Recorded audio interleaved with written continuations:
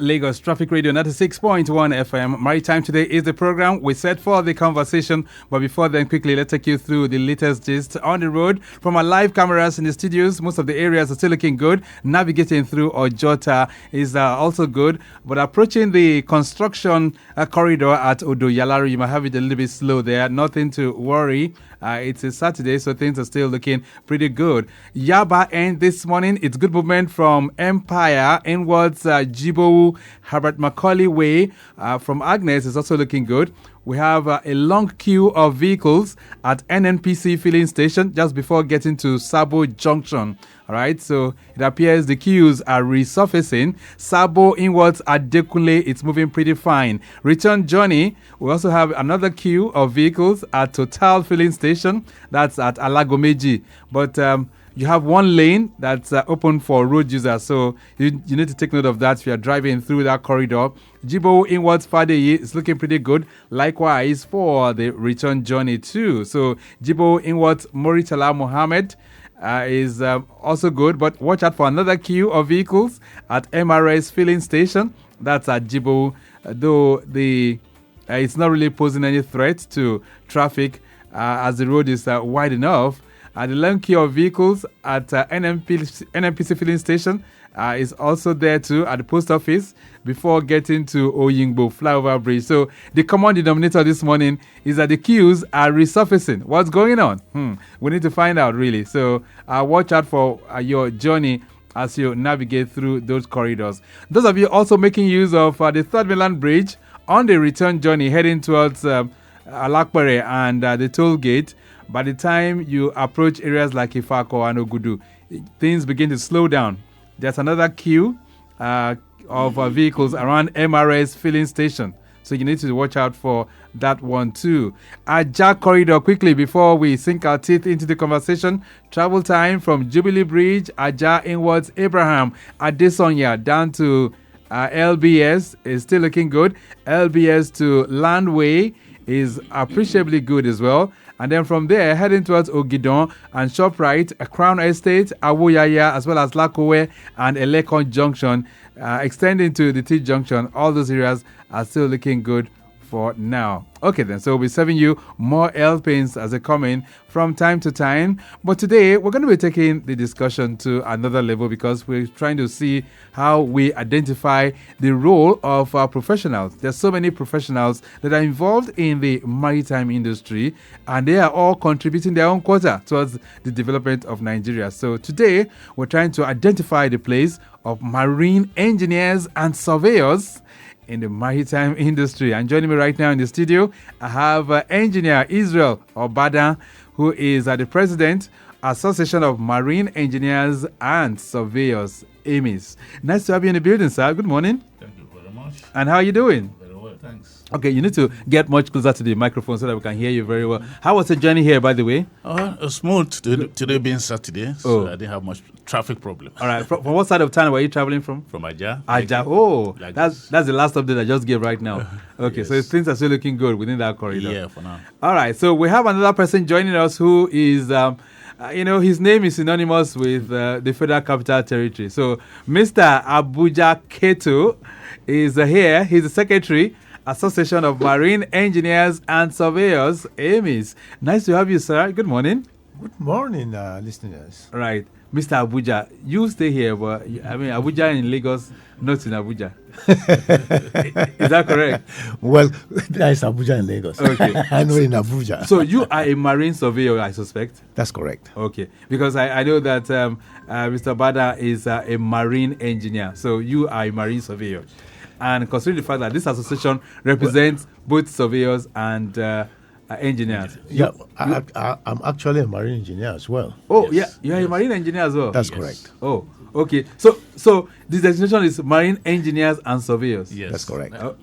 We belong to the same association. The same association. And the president, we are the members of the ESCO. Yeah, but I'm thinking that some of you will just be surveyors, right? Not really. Not really? Yes, you have to be a surveyor. Basically, you have to be generally a marine engineer. You mean it? That's the basis. Because I know that there are hydrographic surveyors. Okay, let me break it down like this. Okay. A surveyor is another term for inspector. Oh. Yeah, it's a marine term for inspectors. Inspectors. Yes. Okay. So those are surveyors are those that inspect ships Oh. or marine assets. All right, so let's get into the focus right away. Engineer Obadan, we've come across so many professionals on this program. So who are those we refer to as marine engineers and surveyors? Yes, those referred to as marine engineers and surveyors. First of all, marine engineers. Marine engineers are those that basically work in marine assets. What I mean by marine assets, ships, offshore oil rigs, right? And so many other marine-based assets, boats of different sizes, and there are different types of ships as well. Right. Okay, so many types of ships. We have liquefied natural gas ships, LNG, we call them. Well, you might not know the different types, but ships generally, oil tankers, big tankers, any of those assets that float at sea or in the waters. So those that work on those assets? Yes, those that work on those assets, marine assets, we refer to them as marine engineers. Oil rigs, far away at sea. Passenger vessels, passenger liners, those luxurious liners you see, all in the waters. Right. Yeah. So those that keep those vessels moving and working 24 hours. They are the marine engineers. Marine engineers, yes. All right. Technically. And you have been a marine engineer for how many years? First of all, it took me about 8 years to qualify as a marine engineer. 8 years? Yes. Wow. That includes my time at the Maritime Academy in the UK. I studied in the UK. Like most of my colleagues, we all studied in the UK as a then. That was in the 60s or 70s? Late 70s. Mostly on sponsorship, government sponsorship. From Nigeria? From Nigeria, by federal government then, and we were recruited to maritime academies all over the world, really. Right. All over the world. Some went to US, some Russia, some all over the world. UK, we went to UK, our asset, and it took about minimum 8 years. For you to qualify? To qualify as a marine engineer. And you know why that is? Because we have to work on ships that involves a lot of safety, life and safety. There's premium paid into safety of marine assets. One, you take your ship out to sea, sometimes about 3,000 kilometers radius, right, or nautical miles. About 3,000. And there is no life surrounding you. It's just water. You are alone. So anything that happens to you, you are on your own. Wow. We'll come to that. Just a second. Yes. Let me hear from Engineer Abuja Kato as well. So, Engineer Abuja Kato, you also qualified as an engineer, or you entered this profession how many years ago? Well, to be precise, entered since 1982. 1982. That's about 42 years ago. Yeah, I started as from the then Nautical College, which is the presently Maritime Academy of Nigeria. From there, I progress till I get to the peak. That's where I am. Before you retired, right? Yes, that's correct. And from there, I work with the National Line. And from there, we know the story of National Line. That's right. It was liquidated. Yeah, NNSL. Yeah, NNSL. Then the NNSL. Yeah. So, these are core professionals. And the reason why we are bringing you this morning is because we see there's a lot of gap in the industry as it is today. So let's find out, Engineer Obadan, your types in the industry. You must be few now, or do we still have many of you? You are very right. We pride ourselves as having had the best of maritime training as marine engineers. In the UK then, there's still a lot of us left, but we are aging. We are aging naturally. And it's a bit difficult because, it's a very capital-intensive type of training. It's difficult for individuals to sponsor themselves for marine engineering training. So that is why mostly governments and corporate entities took over the development of marine engineers over the years, all over the world. It's not only Nigeria. Okay. Yes. So what has happened was when the National Shipping Line that was virtually responsible for the development of the maritime resources, human resources then, including NPA, National Nigerian Ports Authority. Yes. I think Inland Waterways was involved as well at the time. But the way it is, after some time, that program died out. There was no more replication of new professionals. There was a big gap. The gap is still there, but the system of training now has virtually, we don't really know what it is. So it's not the same like what you guys had? It's not the same. It's not the same because our profession is that of theory and practice. So it's not like you go to a maritime institution, do your theories, and then you come out, there's no qualify room and for, come out, you know. Because that's where the issue comes in. Yes. A lot of times, people that attend the Maritime Academy after they have concluded, they seem not to have enough sea time. Exactly. That's what I'm talking about now, because in our time, it was seamless. The ships were there. The ships were there for you to do your sea time, that is sea practice. Right. Like I said, it's theory and practice type of course. You go to school, do the theory. After that, you come to sea, do the practice. After that, you do a sort of qualifying exam until you achieve, for the engineers, marine engineers, you get your marine engineers certificate. Right. Well, okay. That becomes a chief engineer's status. Yeah. So which is supposed to be the ideal way, but we have the waters. I mean, the waters are there for us as a country, and then we have foreign ships that are dominating the industry right now. Yes. Wouldn't it have been possible for the government to have an agreement with all these foreign liners, even if we don't have our own, to say, look, compulsorily, one of the agreements we're going to have with you is that any person that trains from our institution should have sea time with your ships, Engineer Abuja. Is that not possible? Yeah, it's actually possible. I think, like the regulating authority in Massa, I think they have been making effort to see how those ships that does not belong to the flag, I mean those who trade here, to see whether they can come have a good agreement, so that those who comes out from our own Maritime Academy, let me put it that way, they should be able to have placement on board their vessels, so that will enable them to have the sea term that is needed for them to qualify for their examinations. But I was made to understand there is something like that.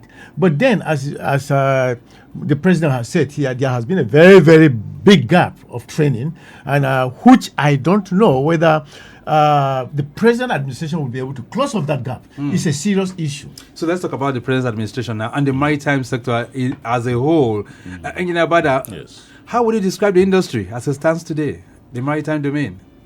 The maritime industry, in terms of capacity, in terms of professionalism, in terms of the direction that would serve as an alternate way of Nigeria really, generating funds rather than concentrating on oil. Yes. Even the oil itself is maritime related, very much. And the maritime industry today is not where we really want it to be. It's not where it should be. Because even in our time, some years back, there was that dynamism in the industry, There was that dynamism, and even the foreigners, as at that time, they were not even that visible. They were not that visible, except maybe in the deep offshore operations, right? Then we have lots of even private cargo ships owned by private Nigerians, apart from national shipping line ships. They were all over the place. In fact, when we say national flag, our national flag then on our ships, there is nowhere you go in the world. It was a source of pride to us. Because one, the human capacity was there. The operators were well trained in the best of schools, right? Right. Okay. So we pride ourselves then. But now, like everything else, it has dwindled. the ships are no longer there. Right? If the ships are not there, then where is the marine industry? Right? Quite unfortunate. So, yes. So that is an issue that okay, why are the ships not there? If there's no trade, you won't have the ships. Right. So if you don't have the ships and there is no trade, it affects the economy, economic growth. So the ships contribute a lot towards us having stability in that sector. Oh yes, it's economic stability. There's a big dent, a big vacuum with the absence of, especially international ships. Even the so-called local fleet, they talk about, we heard about the cabotage, coastal trading. Right. Even then, because we wanted to empower indigenous shipping, the cabotage policy was created.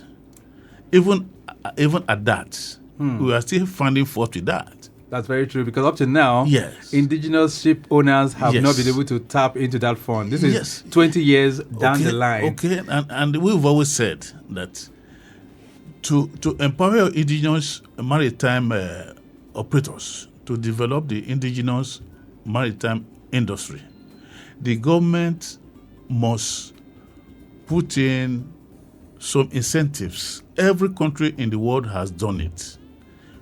Countries that call themselves maritime countries today, they have put in such incentives. What kind of incentives, if I'm to ask? Okay, incentives, one, purchase of vessels, of ships. Okay. Because it's capital intensive to purchase a vessel, right?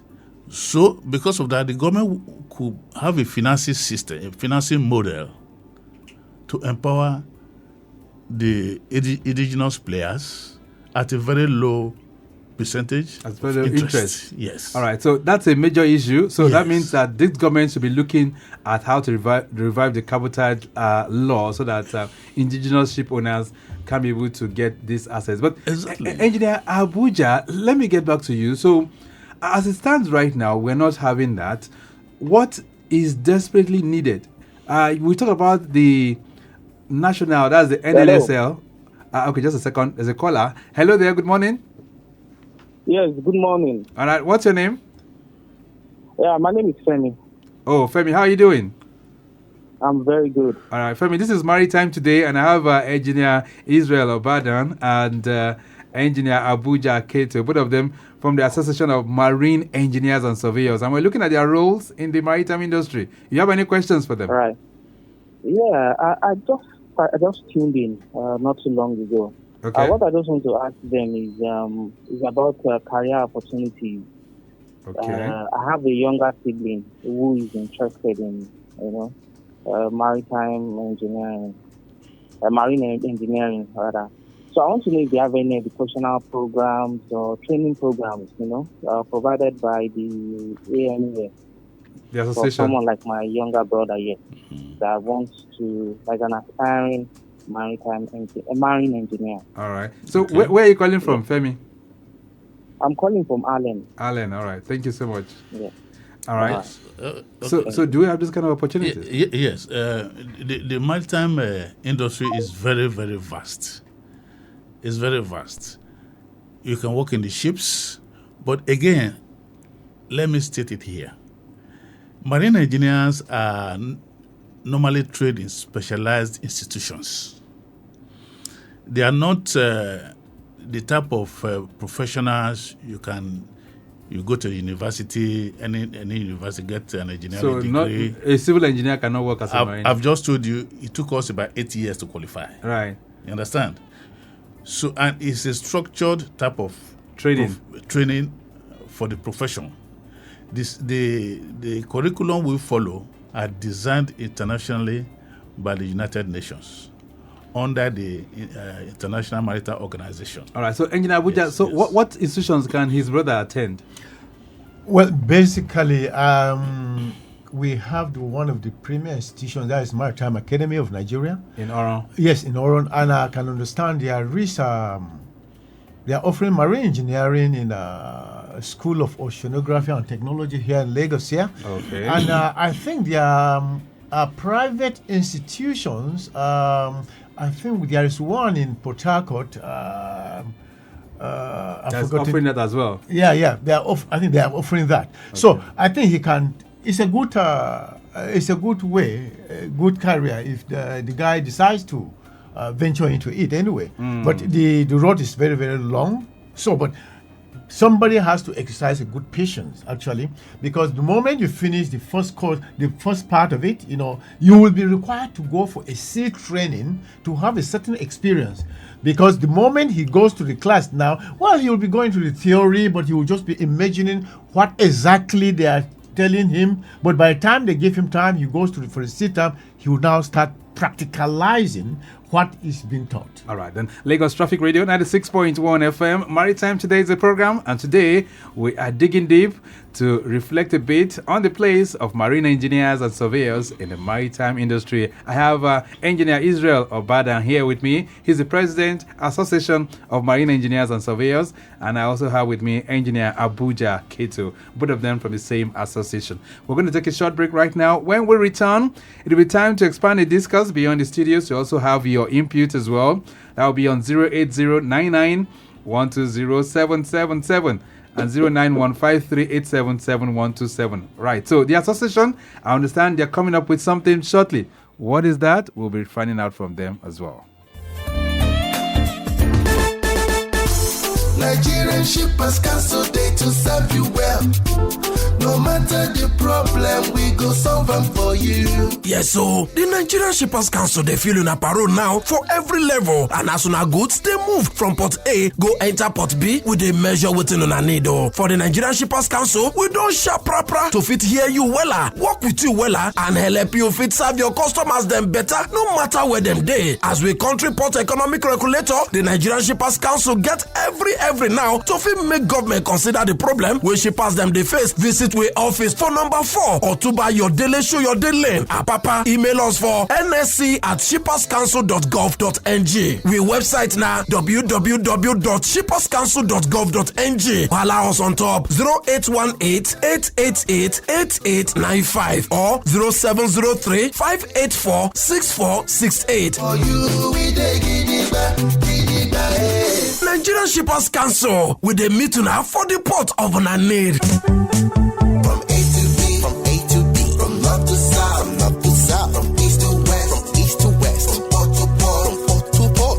You can ship your goods and feel good too. Oh yeah, Nigerian Shippers Council, we meet you at the point of your need. The Nigerian Shippers Council is now better poised with responsive systems in place to help you and other shippers get seamless, stress-free transition for your clients' goods from point A to B. Today at the Nigerian Shippers Council, timeliness, orderliness, transparency and efficiency is all we care about. Put your complaint through to our helpline 0818-888-8895. Visit us at number 4 Ayodele Shoyode Lane, Apapa, Lagos, or reach us on www.shipperscouncil.gov.ng. Nigerian Shippers Council, we meet you at the point of your need. Nigerian Shippers Council, we meet you at the port of your needs. Lagos Traffic Radio 96.1 FM. Maritime Today is the program, and I still have with me my friends from the Association of Marine Engineers and Surveyors, and they have a combined working experience of over 70 years, if you put it all together. All right, then. So, some comments are coming in, but quickly, let's look at your association. What's your interest? What interest do you seek to protect? Engineer Obadan? But let's take this call. Hello there. Okay, am I on today? Yes, you are onto the program. What's your name? Hello? Oh, okay. We lost that call. Hello, can you hear me now? Okay. All right. 08099120777. So, your association, Engineer Obadan, quickly. Yes, what do you guys represent? Yeah, the Association of Marine Engineers is a collection of marine engineers as professionals, and we try as much as possible to expose our activities. We find out there's a lot of lack of knowledge about the profession. Okay. Just as the question some of these persons phoning were asking. Right. Right. So it's a way of enlightening the public, apart from the protection of our members, because we found out that there's really nothing there to project the image of such a serious engineering profession. When I say serious, I mean every word of it. These are highly trained professionals, and the Nigerian public doesn't seem to know much about them. And there's so much the industry, the professionals can give. Hello, good morning. Okay, good morning, madam. What's your name?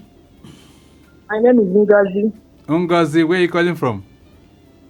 Calling from Surveyors. All right, Ngozi, quickly, let's hear from you.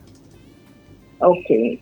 I understand that the Association of Marine Engineers and Surveyors are having a technical summit. All right. Okay, can we hear about it a bit, a brief of it, and know how we can attend? Okay, so you heard about it before now, right? Yes. Okay, all right. I'm sure that he will talk about it. Thank you so much, Ngozi from Suleri. Yes. All right. So you offer trainings to people? I was on, like an association, like it's a collection of professionals. Okay. And the main purpose of this summit is supposed to be an annual summit. Okay. Is to interact with the public, project the image of the profession, let them know what we do, right? How to interact with industry stakeholders, how to project the image of the professions and the activities in the maritime industry that are so enormous. Right. So, Engineer Abuja, when is it coming up, the summit?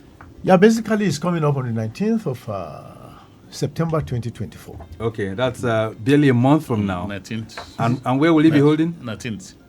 At Ikeja, Radisson Blue Hotel. Oh, right here in Ikeja. Yes, Radisson Blue Hotel. For exactly a month ago. All right. There's a message here that says, good morning, Victor and everyone in the studio. What are the key skills required for a successful career as a marine engineer? Engineer Ola is sending that one in.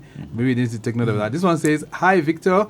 Wonderful topic. I'm curious, what impact does international trade have on the work of marine engineers and surveyors? Chioma Obi is sending that one in. This one says, happy weekend, guys. How does the Association of Marine Engineers and Surveyors support professionals in the field? Thanks, Mr. Maxwell. He sent that one in. Yes. One of the ways is this summit we're organizing. Okay. We try to enlighten even the younger marine professionals that are coming up, what the profession entails, the opportunities that are there for them. When they see the senior professionals like us, they can relate. Okay. We can advise them how to go the career path, what easy route to follow to achieve their professional aim as a marine engineer. Yes. Okay. So we have younger ones that are. What's the membership of the association, by the way?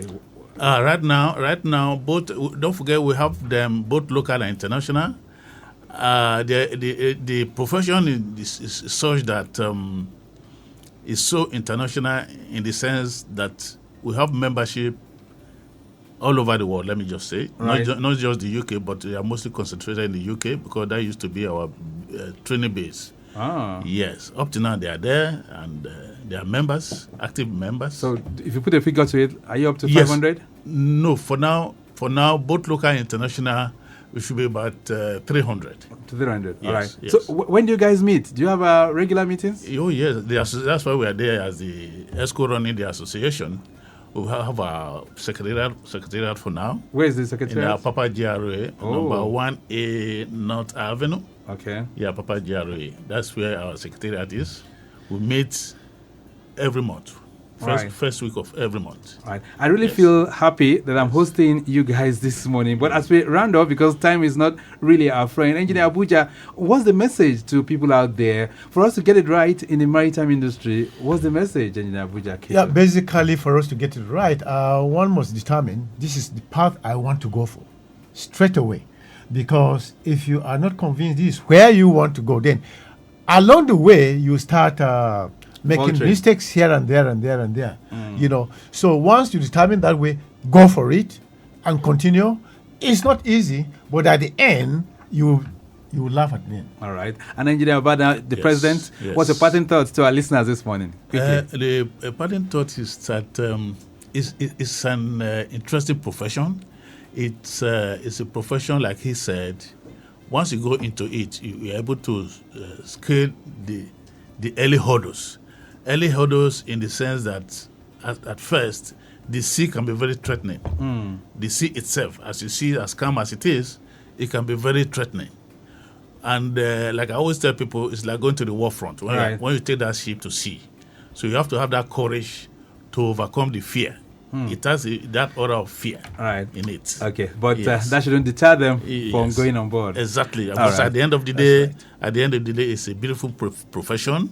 Right. You know, so it's we are not regretting being marine engineers. Which is great. And I really want to thank you. And I've really taken a lot from your wealth of experience this morning. Let me appreciate both of you for making it through to the studio this morning. Engineer Obadan, thank you so much for being here. Thank you so much. All right. Also to Engineer Abuja Kato, it's nice having you in the building as well. Thank you very much. Thank you very much. Okay then. So we've been able to take you through that excursion to locate the place of marine engineers and surveyors in the maritime industry. Mike James has produced the program. A big thank you to Rebecca Adamu, Assistant Director of Public Relations for the Nigerian Shippers Council. And we want to appreciate the Executive Secretary itself as well, Barrister Pius Akuta. Deborah Boledioku is our social media unit. Same for Okpeyemi Shodunke. Connect with the Shippers Council on all their platforms at NG Shippers. My name is Victor Oteri. Have a great Saturday. Bye. From